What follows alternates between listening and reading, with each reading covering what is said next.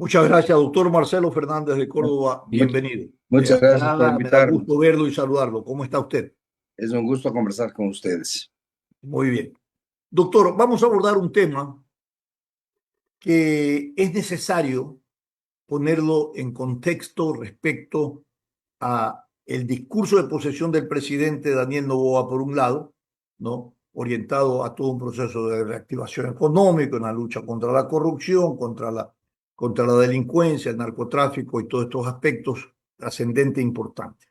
Pero es necesario analizar desde su expertise, desde su visión, de su experiencia, cuáles son los desafíos que enfrenta el gobierno del presidente Daniel Noboa, desafíos diplomáticos, ¿no? Frente a conflictos que tiene pendiente en el orden diplomático y cómo usted lo analiza en su articulación y vías de solución que deben de tener. Por ejemplo, tenemos el problema pendiente en México y Ecuador por el tema del caso Glass, por tomar un ejemplo. Estos incidentes que hubieron en la Embajada de México en Quito, ¿no? Ha generado tensiones entre estos dos países. Hablar también de la cooperación regional y global para fortalecer la cooperación para el combate del narcotráfico y otros aspectos. Bienvenido a este programa, doctor. Buenos días. Muchas gracias. Vamos a empezar un poco comentando la situación de las relaciones de Ecuador con México. Vale. La presidenta mexicana en días pasados ratificó la posición de no mantener relaciones diplomáticas con el Ecuador mientras sea presidente el presidente Noboa. Es decir, durante los próximos 4 años no habrá posibilidad de recomponer lo que ocurrió.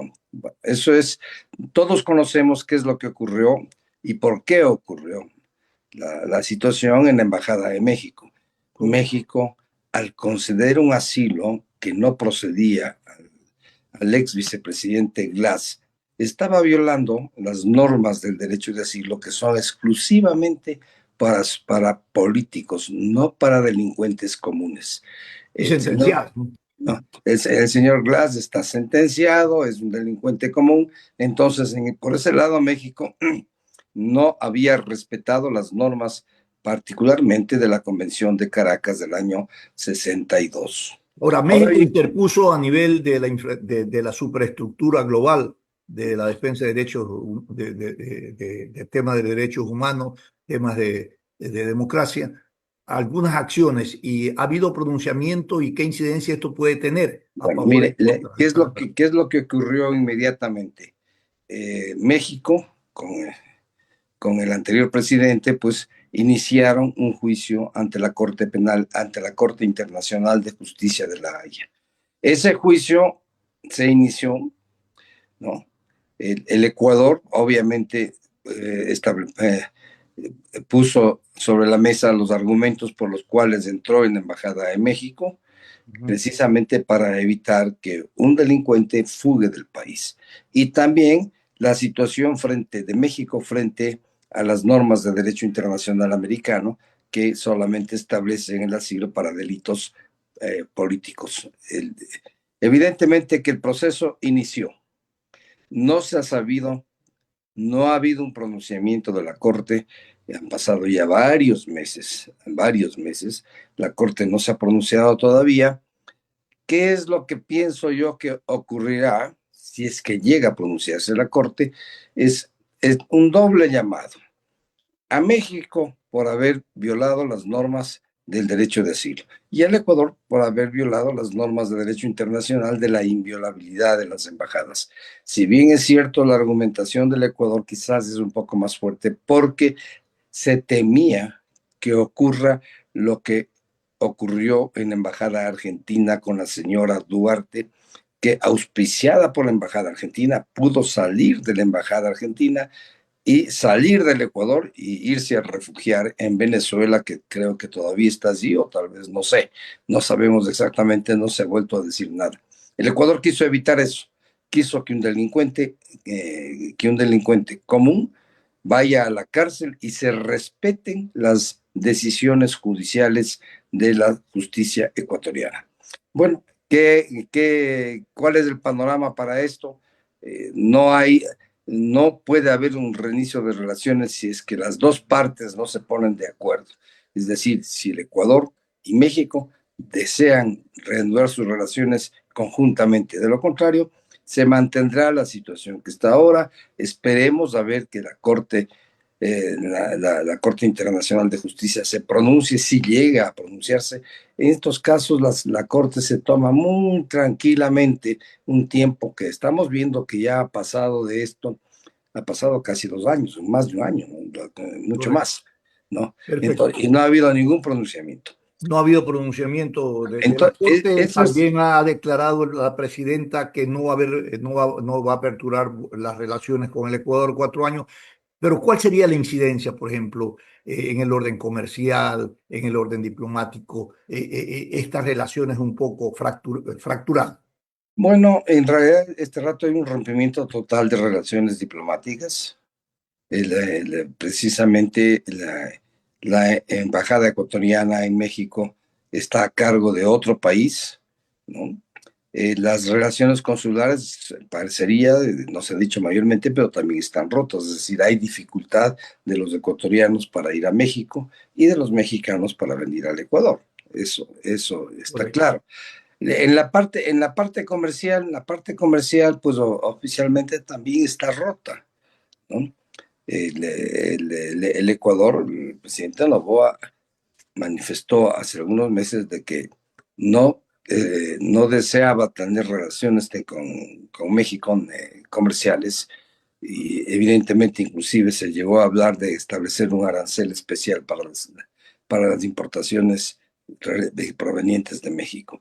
Ahora bien, dentro del panorama ecuatoriano, esta situación no es tan importante por efecto de la relación y la importancia de los dos países. En Para la el balanza Ecuador, comercial.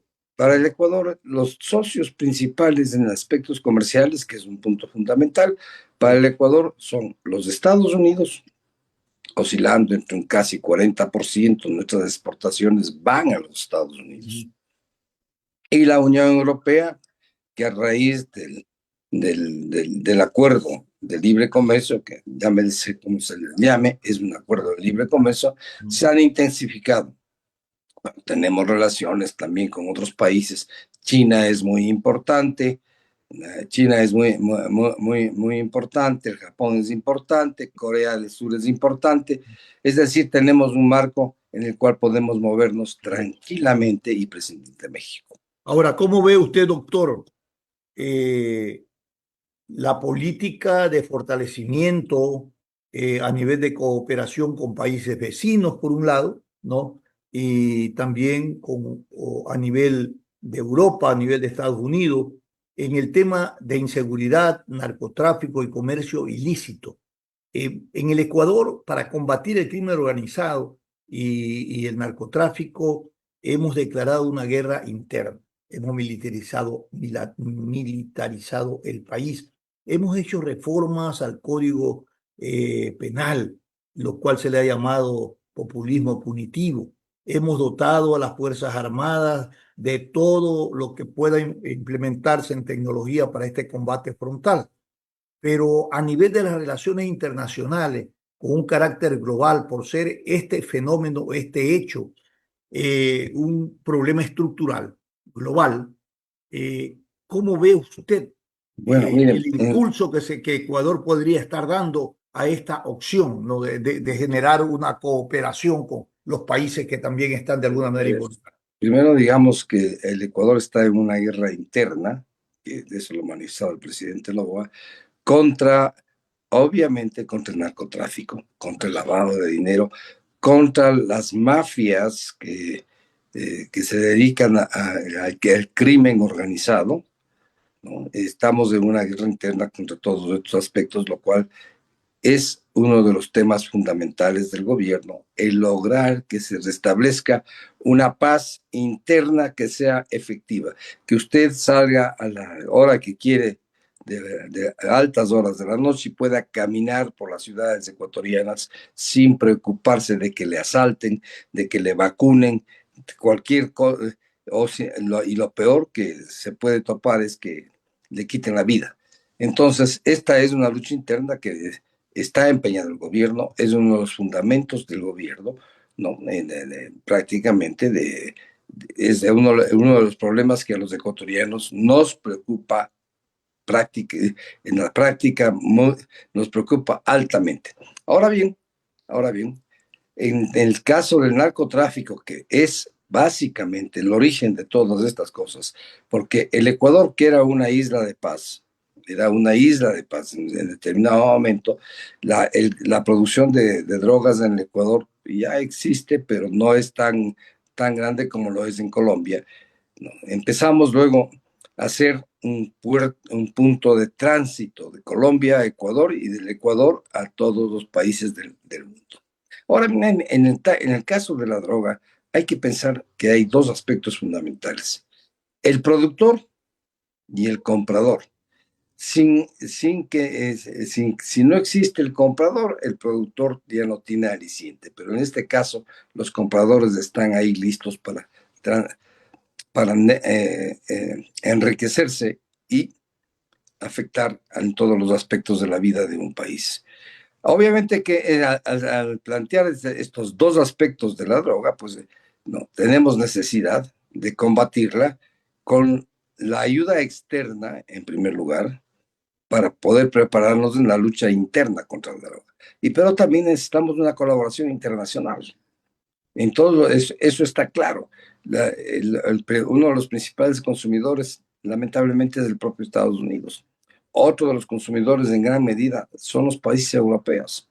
Particularmente por Bélgica entran los envíos de droga hechos desde el Ecuador. Entonces necesitamos una cooperación internacional que nos ayude en estos aspectos. Eso es fundamental. Correcto. Necesitamos una cooperación internacional para controlar nuestras fronteras, la del norte y la del sur, para que no seamos una especie de callejón de paso de la droga que entra al Ecuador y sale del Ecuador con destino a los otros países, pero hay una parte importante que es la que más me preocupa a mí, la que se queda en el Ecuador, la venden en las calles de Quito y Guayaquil.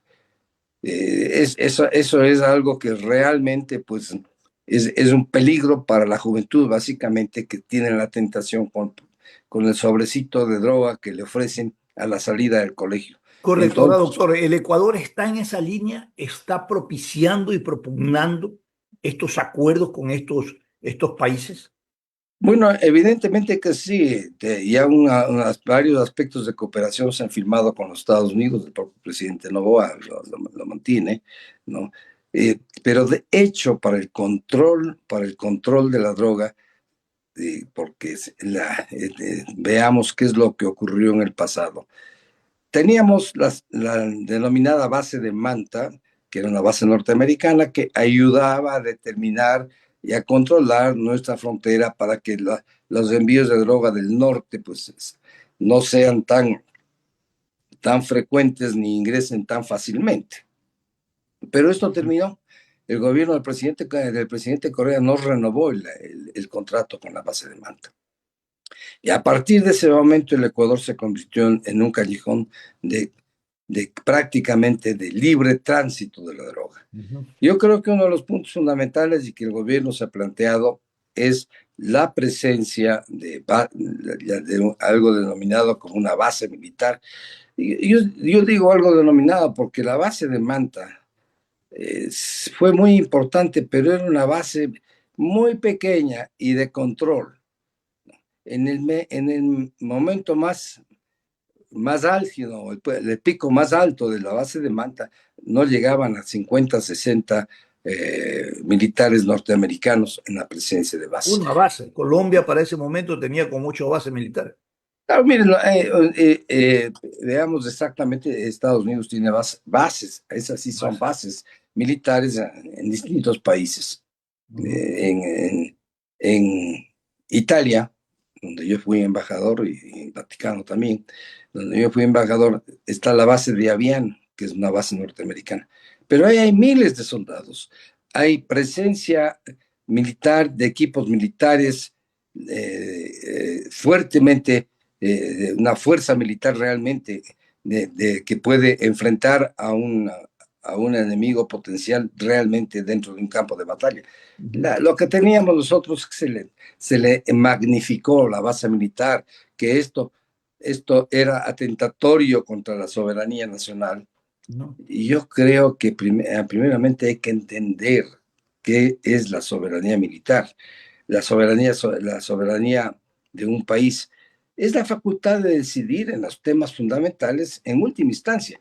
Por correcto. esa misma facultad podemos acordar la presencia de, en este caso, digamos, de militares que nos ayuden en el tema tan importante que es esta. Yo creo que este es uno de los planteamientos del presidente Noboa con los cuales yo estoy de acuerdo.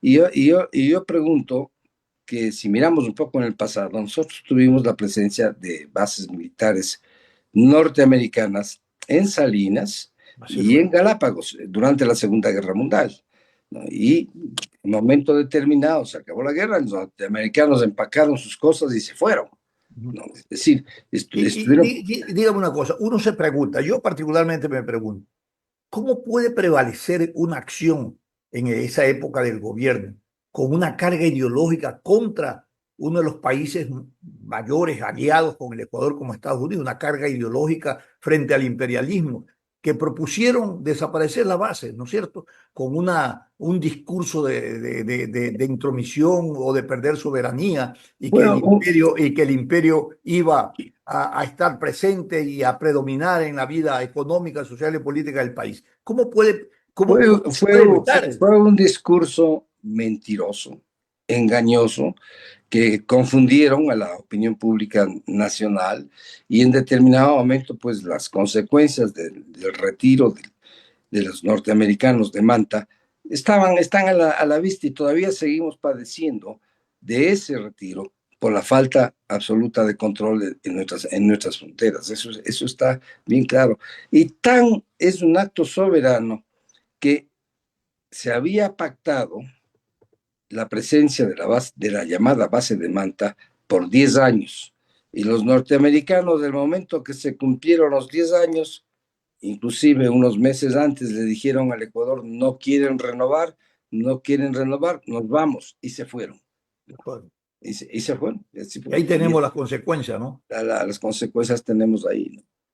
Ahora, Es, yo quiero preguntarle en este fortalecimiento de las relaciones comerciales con la Unión Europea y Estados Unidos como nuestros socios principales a nivel de comercio, por ejemplo, añade la China añado la China y a eh, Corea y a del Corea. Sur. ¿En cuál de estos está más próximo las relaciones diplomáticas más cercanas, más posibles de realización y de entendimiento, por ejemplo, para la lucha contra el narcotráfico aquí en nuestro país, Indudablemente que Estados Unidos. Estados Unidos? No, ¿Por qué? ¿Cómo se ha no avanzado? solo por la cercanía, sino porque una proporción muy alta del tráfico de drogas que circula por el país y se dirige al norte va a los Estados Unidos. Correcto. Entonces no podemos prescindir de los Estados Unidos, ¿no? Y ellos están conscientes que uno de los temas que tienen que tratar con el Ecuador es precisamente el tráfico de drogas. Están absolutamente conscientes de eso. Correcto. Inversiones y comercios bilaterales. Es una oportunidad también en este proceso de fortalecimiento de las relaciones para ir formalizando los acuerdos comerciales, por ejemplo, con Estados Unidos, que no se han terminado, también por una carga ideológica que no lo dejó avanzar. Bueno, mire, en esto de los acuerdos, ¿no? En esto de los acuerdos, yo creo que obviamente tenemos que tratar de lograr un acuerdo con los Estados Unidos. En su momento se perdió la oportunidad cuando varios países, Colombia Perú, lo hizo. Chile, Colombia, negociaron con los Estados Unidos y por esta falsa, este engañoso eh, discurso de que la soberanía, no podíamos ceder soberanía, nos quedamos fuera. Bueno, ahora resulta un poco difícil. Las relaciones con Estados Unidos este rato están un poco, yo digo, están bastante alteradas con el presidente Trump, ¿no? A pesar de las buenas relaciones que tiene el presidente Noboa. relaciones que están puestas sobre el tapete al haber sido invitado a la transmisión del mando del presidente Trump, el haber visitado al presidente Trump en una primera oportunidad, ya posteriormente a la posesión del presidente estadounidense, y a la amistad que tiene el propio señor Noboa con elementos altos del gobierno norteamericano. No hay que olvidarse que muchas veces se piensa en teoría que las relaciones de un país con otro simplemente obedecen a los intereses de cada uno. Es cierto, pero estos se canalizan a través de personas. Y es muy importante tener una relación fluida con las personas que están en la otra parte, para poder conversar y dialogar y exponer los problemas comunes que tenemos. Eso es fundamental. Eso es fundamental. Yo creo que este rato hay algo positivo, por ejemplo, en días pasados, el día creo que fue exactamente el 24 de mayo o días antes, ¿no? El Ecuador ya había aprobado el acuerdo comercial con Corea del Sur. Estamos esperando que ocurra lo mismo en el Parlamento coreano y entre en vigencia este importante acuerdo. También con China hemos negociado otro acuerdo comercial importante. Nos queda Estados Unidos. Obviamente va a ser en las actuales circunstancias especiales que el presidente Trump ha puesto a los Estados Unidos, va a ser sumamente difícil, pero no imposible. Hay que intentarlo. Le quiero preguntar para terminar, doctor, este es un diálogo con el doctor Marcelo Fernández de Córdoba, embajador, analista internacional, y le quiero preguntar la presencia de Diana Salazar, ex fiscal, embajadora en Argentina. ¿Es una cuota política? ¿Es una estructura, es una designación en la vía diplomática? ¿Y qué aporta? Bueno, mire, ¿En qué ha estado pensando el país el momento de que la designe? en primer lugar, tengo que manifestar claro que es una cuota política. La ley le faculta al Ejecutivo tener hasta un 25% del servicio exterior ecuatoriano de manera política. Está dentro de la cuota que tiene el gobierno para hacer nombramientos. Eso es un nombramiento que procede legalmente dentro de las normas internas del servicio exterior ecuatoriano, como punto, como punto inicial. Como punto inicial. Ahora, este momento ya ex fiscal general del Ecuador, demostró durante los años que estuvo en la fiscalía realmente el perseguir a los delincuentes, el perseguir a esa corrupción que heredamos del propio gobierno del señor Correa. Ahora, obviamente que dentro de esto, en cierto sentido, la vida de ella estuvo en juego. Sabemos positivamente que recibió múltiples amenazas de muerte para impedir que los procesos sigan en la forma que ella lo hizo. De ahí tenemos, por ejemplo, que el resultado de dos cosas muy importantes es que logró las sentencias de Glass, logró la sentencia del propio Correa.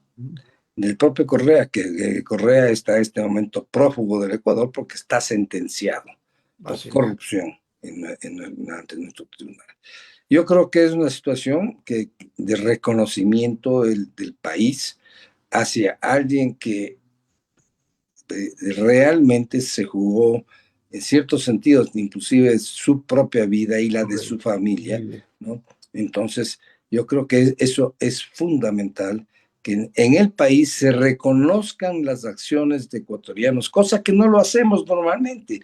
Normalmente nos olvidamos de muchas acciones en los distintos campos. En los distintos campos nos olvidamos totalmente y simplemente los damos por bien recibidos, como se dice. Pero un país que se fundamenta en valores específicos, hay que reconocer esos valores. Correcto, doctor. En un esfuerzo de síntesis en esta entrevista, evidentemente nos han vertido algunos criterios, conceptos y análisis, estrategias comportamientos en la coyuntura diplomática de nuestro país. El Ecuador enfrenta varios desafíos diplomáticos importantes que requieren una estrategia clara y efectiva para abordarlo. La cooperación internacional, la diplomacia activa, el fortalecimiento institucional son clave para superar estos retos y promover el desarrollo del país. Doctor, muchísimas gracias por estar con nosotros. Gracias también a ustedes. Cuídese, doctor. Espero verlo pronto y seguir conversando. A ustedes, gracias. Hay todavía algunos temas que se nos han quedado. Vamos a tener la oportunidad de hacer precisamente el tema que se me dijo que era el principal. Correcto.